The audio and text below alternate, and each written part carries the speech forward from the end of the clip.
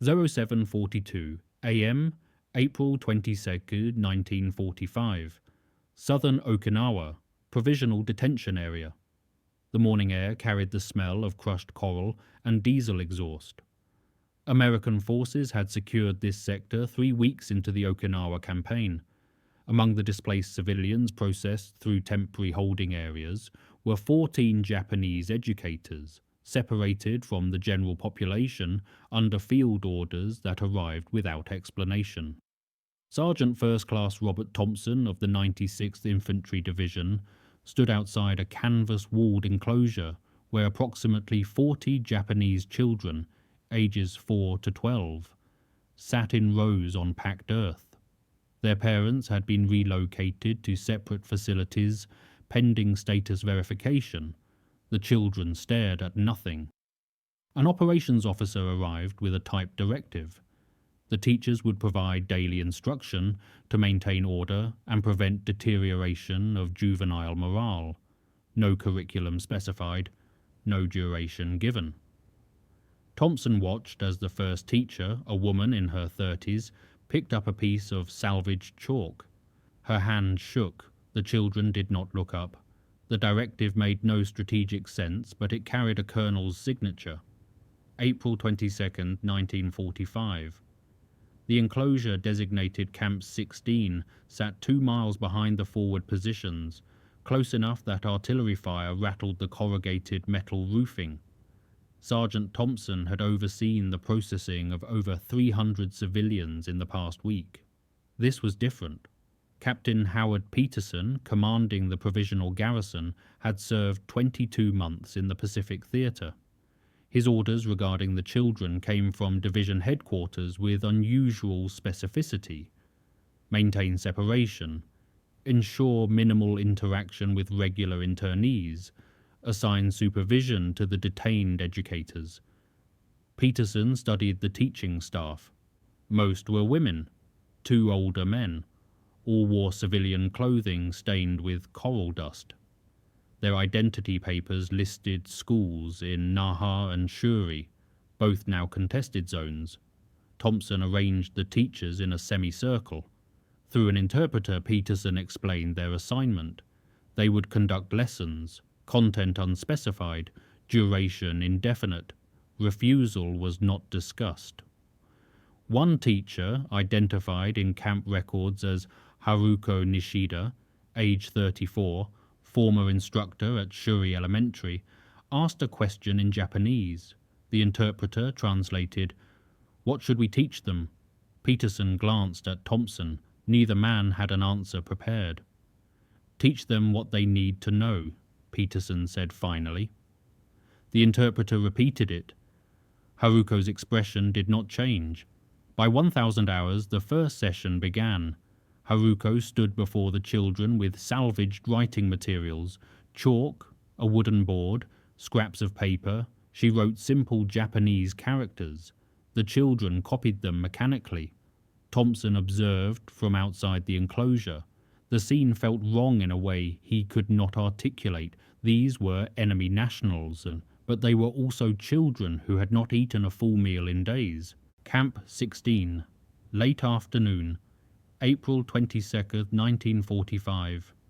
The western light slanted through gaps in the canvas walls. Haruko Nishida sat on a wooden crate, her hands covered in chalk dust. She had taught elementary students for 11 years before the invasion. Her classroom in Shuri had been destroyed by naval bombardment on April 4th. She had evacuated with 19 students. Only 7 reached American lines. The others were lost in the chaos. Now she was instructed to teach children she did not know, under guard, with no clear purpose. An American private delivered rations, canned meat, crackers, water in canteens. The children ate in silence. Haruko did not eat. Her fellow teachers whispered among themselves, trying to understand the logic of their situation. One teacher, an older man named Takeshi Yamamoto, suggested they were being used for propaganda purposes.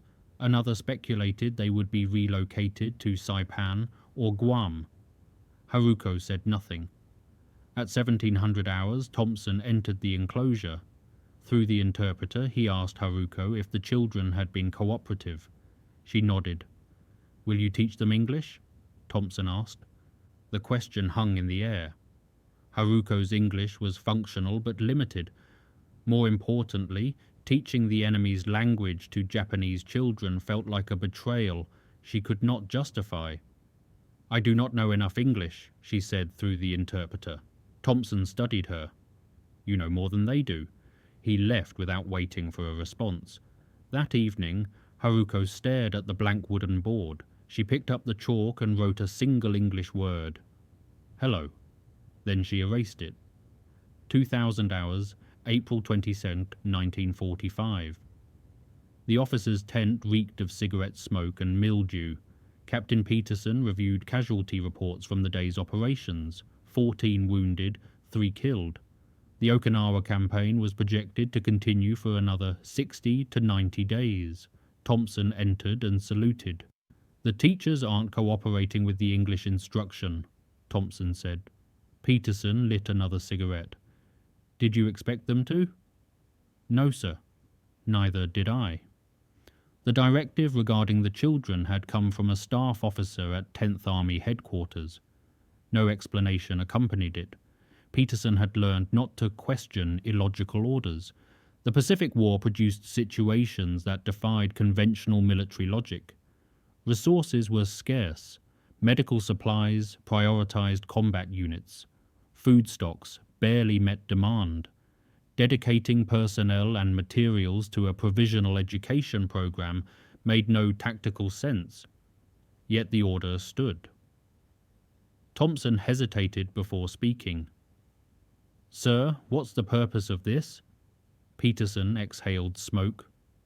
"Probably someone's idea of following Geneva Convention protocols. Keep the children occupied, prevent psychological deterioration, document that we're providing care." "Do we need documentation?" "Everything's documented now," Peterson said. "Every decision, every action. Assume someone will review it later and judge whether we followed proper procedures." Thompson thought about the children's hollow eyes. "And if the teachers refuse?" "They won't refuse," Peterson said quietly. "They have nowhere else to go." The tent fell silent except for the distant rumble of artillery. Peterson stubbed out his cigarette and returned to the casualty reports. Before Thompson left, Peterson spoke again. "Do you think they'll ever forgive us for this?" Thompson did not answer. The question seemed to require a clarity neither man possessed. April 24th, 1945. The camp's open courtyard measured approximately 40 meters square, bordered by wire fencing and guard posts. Morning temperatures reached 22 degrees Celsius. The children assembled in rows. Haruko had decided to comply. Resistance accomplished nothing. The children needed structure, and she could provide it, even under these circumstances. She began with basic English words: sun, water, ground. She pointed at objects and repeated the words. Most children remained silent. A few watched with detached curiosity. One boy, approximately 7 years old, listed in camp records as Taro Miyagi, repeated the word water after she said it. His pronunciation was clumsy, but earnest. Haruko repeated the word. Taro repeated it again, more clearly. It was a small breakthrough, but it registered. For the first time since arriving at the camp, Haruko felt something other than numbness. Several American soldiers observed from the perimeter. Thompson stood among them, arms crossed. He noticed the interaction between Haruko and the boy. Later that day, Thompson spoke with Peterson. "One of the kids is responding, starting to learn." Peterson nodded. "That's something." "Is it?" Thompson asked. "What happens when they leave here? They'll know a few English words and remember being prisoners." Peterson had no answer. The camp medical officer reported an outbreak of dysentery among the children that evening. 3 were placed in isolation. Resources to treat them were minimal: rehydration, salts, and observation. Thompson watched as Haruko requested permission to stay with the sick children. The request was denied. Security protocols required separation. That night, Thompson could not sleep. He kept thinking about Taro repeating the word water and the 3 children lying alone in a quarantine tent. April 24, 1945, late afternoon. Haruko learned from the interpreter that a transport was scheduled for April 26. Destination unspecified. The manifest included adult male internees and potentially some of the children. Taro's name appeared on a preliminary list. Haruko had spent 2 days teaching him. It was an absurdly short time, but in the compressed reality of the camp, connections formed quickly. Taro had begun to trust her. He sat near her during meals. He volunteered to help distribute materials. The prospect of his removal created an unexpected crisis of purpose. Haruko realized she had unconsciously begun viewing the teaching assignment as something meaningful, a way to protect the children through knowledge and routine. She requested a meeting with Captain Peterson through the interpreter. Permission was granted. They met in the administrative tent. Peterson sat behind a field desk covered with reports and maps. "The boy, Taro Miyagi," Haruko said through the interpreter, "he should stay here. He is learning." Peterson's expression remained neutral. "Transport assignments are determined by processing requirements. I don't control the criteria." "He is a child," Haruko said. "They're all children," Peterson replied. The exchange lasted less than 3 minutes. Haruko returned to the enclosure, knowing the conversation had changed nothing. That evening she taught Taro the English words for stay, here, and safe. He repeated them carefully, unaware of their context. Thompson observed from a distance. He saw Haruko's face, the controlled desperation of someone trying to hold together something fragile. Later, Thompson approached Peterson. The teacher asked about the boy. "I know," Peterson said. "Are we really moving him?" Peterson looked at the transport manifest. For a moment his expression softened. Then he filed the papers without comment. April 25th, 1945. The command center occupied a reinforced tent with radio equipment and situation maps. Peterson received updated orders via encrypted dispatch. Accelerate processing of civilian internees to free resources for anticipated casualties from renewed offensive operations. The directive was clear. The provisional camps were temporary. Permanent facilities on Saipan and other rear area islands would handle long-term internment. Transport capacity was limited. Priority went to able-bodied adults who could be processed quickly. Children complicated the logistics. They required supervision and medical resources. The directive recommended consolidating juvenile internees into dedicated facilities.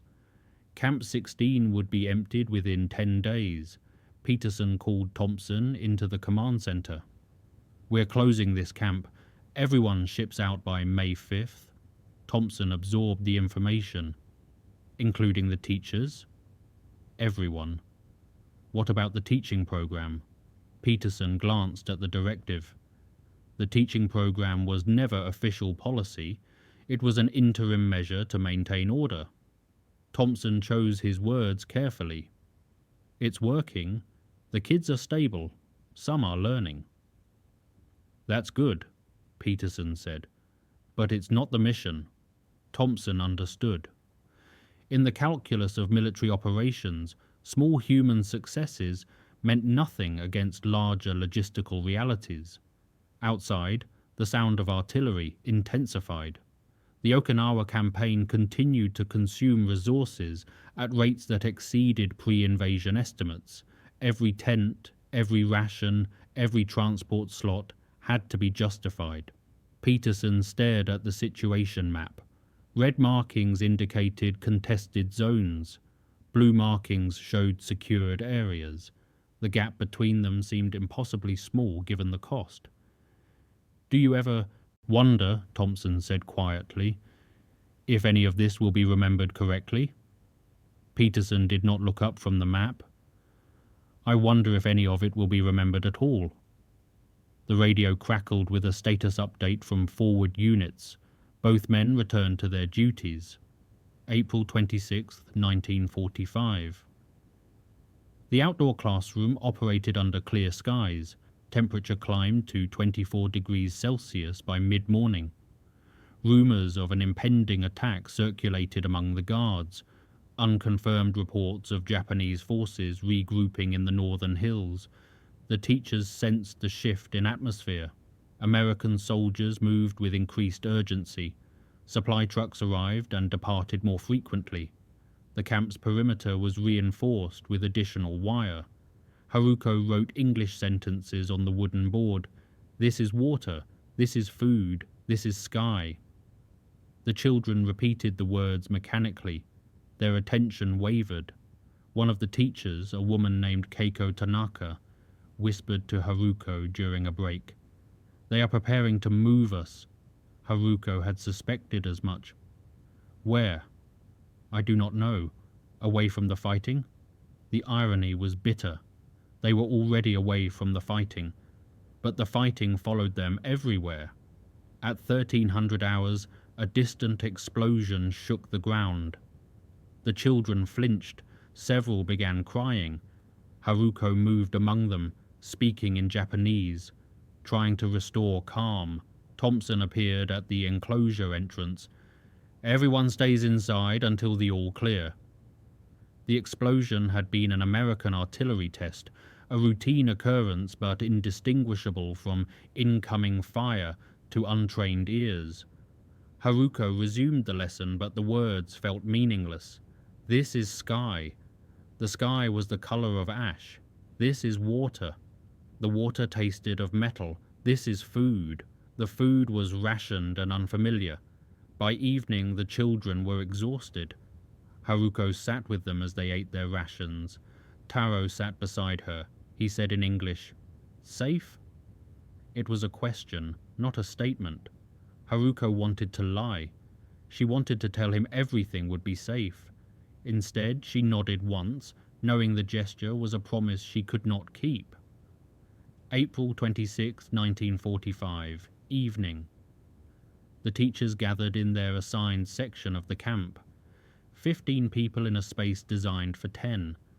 They spoke in low voices, sharing fragments of information gathered from interpreters and overheard conversations. Yamamoto, the older teacher, believed they would be sent to Saipan. Another teacher thought Guam. No one knew with certainty. Haruko said little. Her thoughts remained with Taro and the other children. In 3 days, she had watched them transform slightly, less fearful, more responsive. The teaching had provided structure in chaos. Now that structure would dissolve. Keiko approached Haruko. "You care about that boy?" "I care about all of them," Haruko replied, "but especially him." Haruko did not deny it. "He reminds me of my students in Shuri, the ones who did not make it." Keiko sat beside her. "We cannot save them. We can only teach them what we can, while we can." "Is that enough?" "It has to be." Outside, guards changed shifts. The night air cooled rapidly. Somewhere in the darkness, someone was singing, a Japanese folk song, barely audible, one of the children perhaps. The song spoke of home and rivers and seasons that followed predictable patterns. Haruko listened until the singing stopped. At 2200 hours, the camp lights dimmed to conserve generator fuel. Haruko lay on her sleeping mat, staring at the canvas ceiling.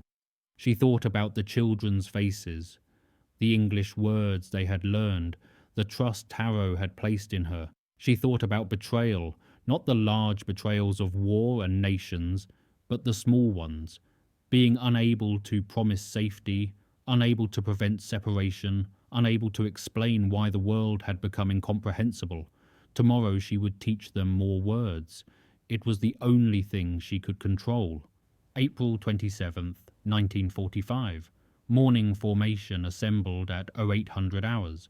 The children stood in uneven rows, some barefoot, all wearing clothes provided by the American quartermaster.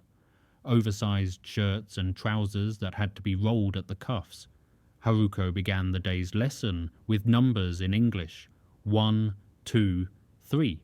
The children repeated. During a break, Taro approached Thompson, who stood near the enclosure fence. Through gestures and broken English, Taro attempted communication.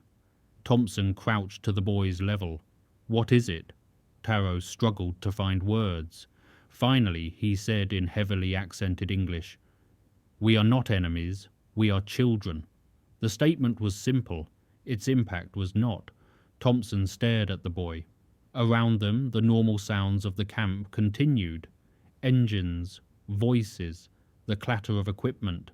But in that moment, Thompson heard only the child's words.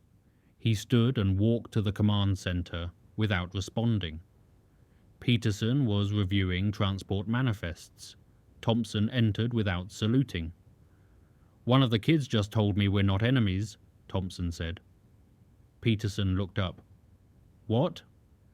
"Taro, the boy the teacher's been working with. He said it in English. We are not enemies, we are children." Peterson set down the manifest.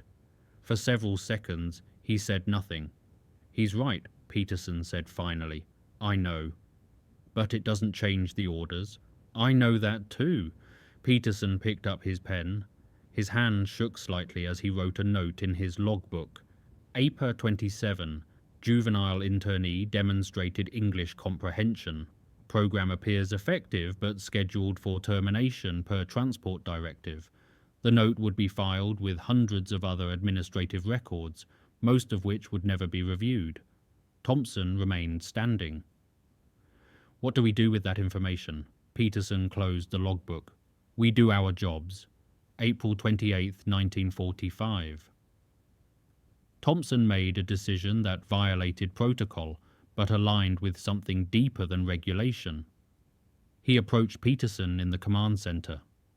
"I want to delay the transport, keep the teachers here another week." Peterson looked at him. "On what grounds?" "The teaching program is producing measurable results. The children are stabilized. Moving them now would disrupt progress. The transport directive came from division. I can't override it without cause." "Then create cause," Thompson said. Peterson understood what Thompson was proposing, a deliberate administrative delay, the kind that happened routinely in military bureaucracy, but rarely by design. "If this gets flagged, we'll both face consequences," Peterson said. "I know." Peterson considered the risk. In the hierarchy of military infractions, delaying a civilian transport order ranked low, but it was still insubordination if discovered. He thought about Taro's statement. "We are not enemies. We are children." Peterson signed an amended transport request, citing incomplete medical clearances pending review as the delay reason. It was plausible enough to withstand casual scrutiny. The transport scheduled for April 30th would proceed without Camp 16's population. Thompson distributed the updated orders to the guards and administrative staff. No one questioned the change. When Haruko learned through the interpreter that the transport had been delayed, her expression shifted. Confusion, then relief, then something like gratitude. She asked Thompson through the interpreter. "Why?" Thompson had no answer that made sense in Japanese. He simply said, "Keep teaching." That afternoon, the lesson continued. Haruko taught the children to write their names in English. Each child carefully formed the letters of their own name on scraps of paper. Taro wrote his name and held it up for Thompson to see. Thompson nodded. The decision had been made. 7 days had been secured. What happened after that remained uncertain. April 30th, 1945, early morning. The camp prepared for a different kind of day. The transport had departed without them, but everyone understood this was a temporary reprieve. Haruko gathered the children for what she mentally termed essential lessons. She taught them basic phrases. I am hungry. I need help. Where is water? Survival language. The children practiced the phrases repeatedly. Their pronunciation improved. Some began to experiment, combining words in new ways. Taro asked in Japanese how to say mother. Haruko taught him mother. He repeated it softly as though testing the word's power to summon something lost. By midday, clouds gathered. Rain began at 1400 hours. Heavy, warm rain that turned the camp's coral paths to mud. The lesson moved inside the enclosure's covered section. Haruko taught them the English words for rain, cloud, storm. Thompson watched from the entrance, staying dry under a canvas overhang. He had bought them 7 days. 6 remained. Peterson arrived, rain darkening his uniform. He stood beside Thompson. The next transport is May 7th, Peterson said. Division confirmed it. No delays this time. Thompson nodded. You did a good thing, Peterson added. Even if it doesn't change the outcome. Does it matter if the outcome doesn't change? Peterson watched the children repeating English words after Haruko. It matters to them. Right now, that's enough. The rain continued through the evening. Haruko conducted the final lesson of the day by lamplight. She taught the children the word tomorrow. They repeated it. Tomorrow, tomorrow, tomorrow. When the lesson ended, Haruko remained in the enclosure long after the children had been escorted to their sleeping area. She stood in the rain, letting it wash the chalk dust from her hands. Thompson observed from a distance but did not interrupt. Some moments did not require witness. May 1st, 1945. The camp operated under clearing skies. Combat operations continued in the northern sectors, but Camp 16 existed in a pocket of relative quiet. Captain Peterson walked the perimeter at dawn. He had commanded provisional facilities before, temporary spaces where people waited to be moved elsewhere. None had stayed with him the way this one had. The teaching program had never been his idea. It had arrived as an administrative directive, probably conceived by a staff officer who never visited the front and never saw the children's faces. But something had emerged from that arbitrary order. The children had learned. The teachers had found purpose, and for a brief window, the machinery of war had accidentally created something human. Peterson reviewed his command log. Entries recorded routine matters, supply requisitions, personnel assignments, security reports. One entry stood out, written the day Taro spoke in English. He read it again. Program appears effective but scheduled for termination. Per transport directive. Effective. The word felt inadequate. Thompson approached. Morning, sir. Thompson. The kids are asking when they're leaving. Do they want to leave? I don't think they know what they want, Thompson said. They're just asking because they know it's coming. Peterson closed the log. 7 days. That's what we gave them. Was it enough? Nothing would have been enough. The two men stood in silence. Around them, the camp conducted its morning routines. Guards changing positions, kitchen staff preparing rations, the sound of children's voices carrying from the enclosure. Peterson thought about the war's archive, the reports and logs and photographs that would outlast everyone present. Future historians would sift through documents, constructing narratives from fragments. This small camp, these children, this teaching program, they would appear as footnotes if they appeared at all. The significance would be invisible. May 7th, 1946. Okinawa had been secured for 11 months. The island slowly transformed from battlefield to occupied territory. Reconstruction proceeded in measured stages. Haruko Nishida returned to Shuri in the spring. The city was unrecognizable. Entire blocks had been erased. The school where she taught for 11 years existed only in memory. She found temporary housing in a partially rebuilt neighborhood. Work was scarce. Food remained rationed. The occupation government provided basic services and enforced curfews. Haruko secured a position teaching at a provisional school established in a converted warehouse.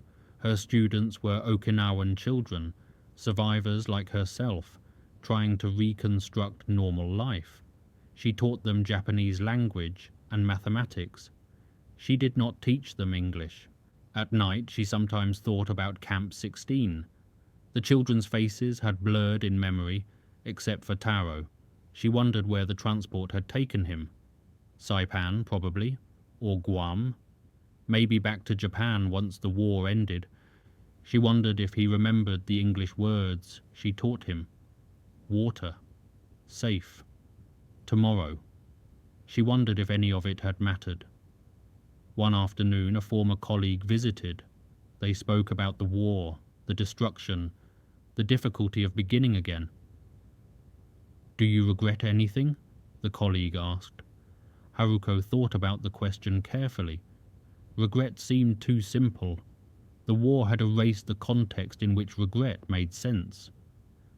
"I taught children during the war," she said. "I do not know if it helped them." "You did what you could." "Yes," Haruko said. "That is all anyone did." She sat by her window that evening, watching the sunset over rebuilt streets. Somewhere the children she taught for 7 days were living their lives. They were older now, they had survived. The lessons had been temporary, the survival was permanent. She did not know if they remembered her. Perhaps memory was not the point.